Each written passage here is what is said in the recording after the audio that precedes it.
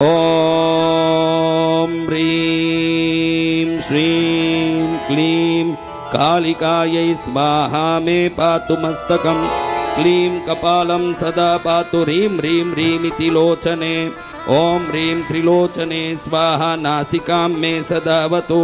क्लीं कालिके रक्ष स्वाहा दन्तान् सदावतु दांत ॐ क्लीं भद्रकालिके स्वाहा पातु मे अधरयुग्मकम् अधरयुग्मं होठे होठ दो होठ ॐ ह्रीं ह्रीं काली ॐ ह्रीं ह्रीं क्लीं कालिकायै स्वाहा कंठं सदावतु ॐ ह्रीं कालिकायै स्वाहा कर्णयुग्मं सदावतु ॐ क्रीं क्रीं क्लीं काल्यै स्वाहा स्कन्दं पातु सदा मम ॐ क्लीं भद्रकाल्यै स्वाहा मम वक्षः सदावतु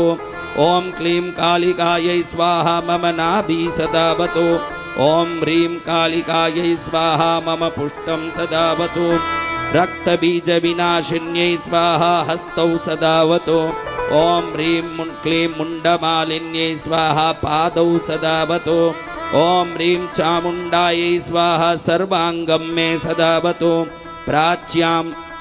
उधर हाथ जोड़ो उस तरफ प्राच्यां पातु महाकाली च आग्नेयाम इधर देखो मेरा हाथ देखते रहना आग्नेयाम रक्तदंतिका दक्षिणे पातु चामुंडा नैऋत्ये पातु कालिका श्यामा च वारुणे पातु वायव्यां पातु चंडिका उत्तर विकटास्या चाप्येशान्यां चाट्टहासिने पादूर्वं लोलजिह्वां च मायाद्या पात्वद सदा जले स्थले चान्तरिक्षे पातु विश्वप्रसू सदा इति ते कथितं वत्स सर्वमन्त्रौघविग्रहं सर्वैषां कवचानां च सारभूतं परात्परं सप्तदीपेश्वरो राजा सुचन्द्रोऽस्य प्रसादत यतो हि योगिनां श्रेष्ठ शौभरी पिप्पलायन यदि स्यात् सिद्धकवच सर्वसिद्धेश्वरो भवात् महादानानि सर्वाणि तपांश्येव व्रतानि च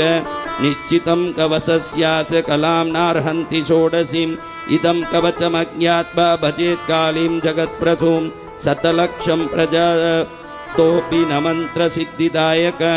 श्री ब्रह्म वैवर्त महापुराणे गणपति खंडे श्री भद्रकाली कवचम्।